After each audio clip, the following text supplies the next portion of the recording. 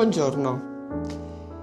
Quinto segno dello zodiaco, quinta casa dello zodiaco, segno fisso, governatore il sole, un segno maschile, stiamo raccontando il leone. Il leone è il comando, il leone è il coraggio. Leone è, noi abbiamo avuto due grandi uomini del leone, uno Fidel Castro e l'altro Napoleone, perché il leone ha la predisposizione a comandare. E il leone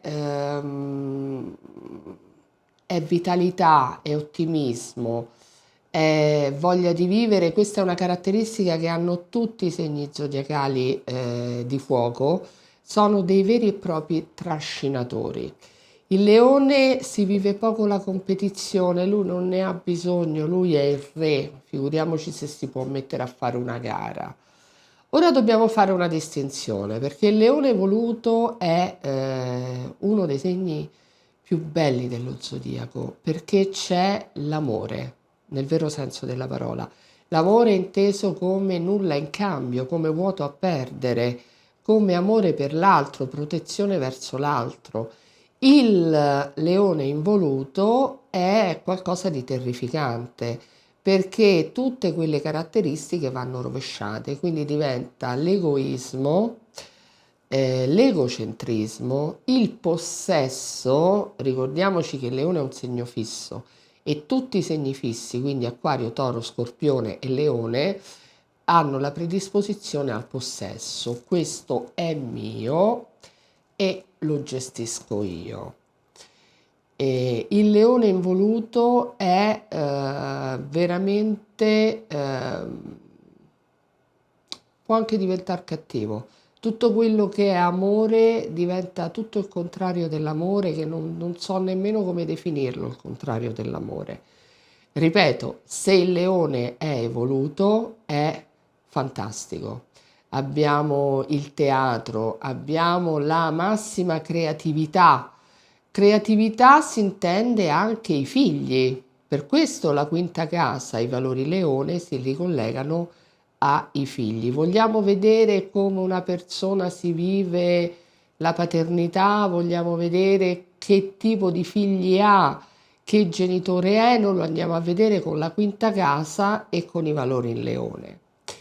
Parole chiave, ci sono delle parole importanti che noi usiamo quotidianamente, non ci facciamo caso, non lo sappiamo, arrivano dai valori in leone. Il termine solleone, che si intende quel sole caldissimo di piena estate, calcoliamo che il leone inizia a fine luglio e si prende tutti gli ultimi 10 giorni di luglio e quasi tutto agosto, quindi il solleone è un termine che rispecchia benissimo i valori in leone, il segno del leone. La parola solare fu coniata da Mussolini e Mussolini era un leone. Ora, quando mi dicono io non credo all'astrologia, io sorrido, perché non è che l'astrologia funziona se tu ci credi o meno, ma il cielo non si cura delle nostre credenze.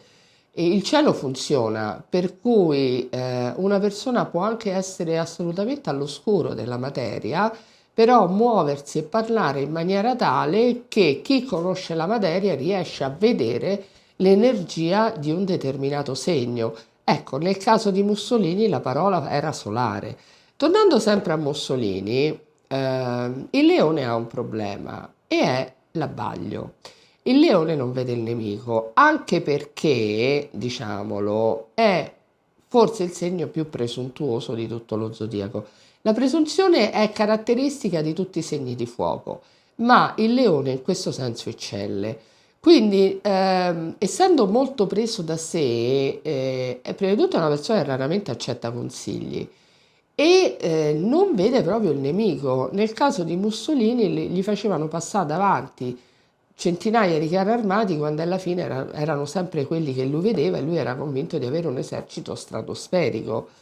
Ehm, Torniamo sempre al discorso, l'individuo evoluto e l'individuo non evoluto, perché io sono sicura che quando andrò a leggere i commenti sotto al video, Ci sarà chi avrà voluto vedere solo quello che gli pareva di vedere e quindi mi sentirò dire, però io non sono così, però no, assolutamente, il leone è amore. No, mi dispiace.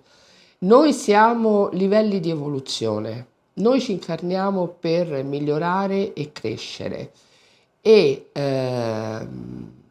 tanto c'è di bello in un segno e altrettanto c'è di brutto. E questa è una cosa che io chiarisco sempre. A me non troverete mai una previsione mia, una descrizione mia di un segno fatta soltanto con le cose belle del segno, perché non è così che funziona. Noi siamo un tutto e purtroppo ci possono essere persone meravigliose di un determinato segno e dello stesso segno possono esserci persone mostruose.